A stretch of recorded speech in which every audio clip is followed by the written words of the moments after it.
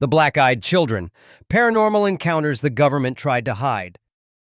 They appear when night falls, knocking softly at doors, waiting at lonely bus stops, standing in the shadows of gas stations. At first glance, they look like ordinary children, pale skin, plain clothing, voices calm and polite. But then, you notice their eyes, completely black, empty, void of life. Witnesses say the moment you see those eyes, a wave of terror rushes through your body. Something deep inside screams, "Do not let them in." And yet, these encounters keep happening. Across decades, across countries, across people who have never met. Tonight, we dive deep into the chilling phenomenon of the black-eyed children, a mystery so disturbing that many believe governments quietly dismiss or bury reports to keep the public from panicking.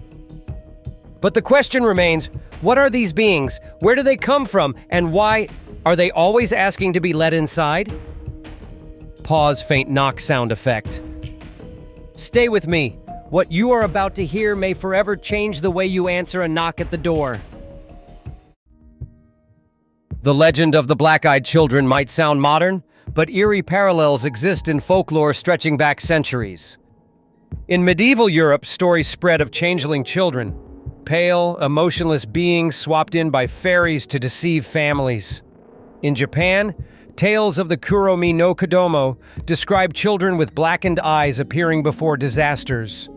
And in Native American traditions, elders warned of shadow children who lured the curious away from campfires, never to be seen again. But the first modern case that drew attention came in the 1980s when a Texas journalist described an encounter in a parking lot. Two boys approached his car at night asking for a ride. The journalist recalled that their voices were calm, but something felt wrong. When he looked into their eyes, he froze. They were solid black. No whites, no pupils, just endless darkness. From that point on, reports began to surface worldwide. England, Australia, Canada, South Africa. The same description repeated again and again. Always children, always black eyes, always the same chilling phrase, "Let us in." The gas station incident, Texas, 1996. A man pulled into a dimly lit gas station just past midnight. As he filled his tank, two boys appeared from the shadows. "Sir, can we have a ride?" one asked softly. The man hesitated. Something about them felt unnatural. When he finally looked closely, his blood ran cold. Their eyes were black, entirely black. He dropped the pump, scrambled into his car, and sped away. In his rearview mirror, the children stood completely still, staring after him. Weeks later, the man claimed he felt followed by dark figures and heard knocks on his window at night. The house in Vermont. In the early 2000s, a snowstorm raged in rural Vermont. A woman heard frantic knocking at her door. When she opened it, two children stood shivering on her porch. Against her better judgment, she let them inside. The moment they entered, her husband collapsed, violently ill. The children sat silently, staring. Their black eyes reflected no light. Suddenly, the power went out. When the lights flickered back, the children were gone. The husband died of an aggressive illness weeks later. Doctors found no cause. The UK bus stop encounter, 2014. A teenage boy waited alone at a deserted bus stop. Two children appeared beside him. He didn't hear them approach. They were just there. Both whispered in unison, "You were chosen." The boy collapsed unconscious. Witnesses later found him on the ground, trembling. At the hospital, no medical explanation was given. The police patrol incident, 2001. In a rural town in Oregon, two officers responded to reports of children wandering a road at night. They found two small figures in old-fashioned clothes. When the officers shone their flashlights, the children raised their heads. Black eyes. Both officers felt paralyzing fear. Moments later, the children vanished into thin air. The official police report listed the case as unfounded. The dashcam footage was mysteriously erased. The hotel encounter, Nevada, 2010. A traveling salesman awoke in his hotel room to hear soft knocking. At the door stood two children. They asked politely to come inside. The salesman refused and dialed the front desk. But when staff arrived minutes later, the hallway was empty. Security footage showed nothing. That same night, the man reported waking to whispers in his room. though no one was there. Extraterrestrial beings. Some researchers believe the black-eyed children are alien hybrids, experiments designed to mimic humans, but with one fatal flaw: the eyes. Abductee reports often describe children aboard UFOs with blackened eyes, eerily similar to these encounters.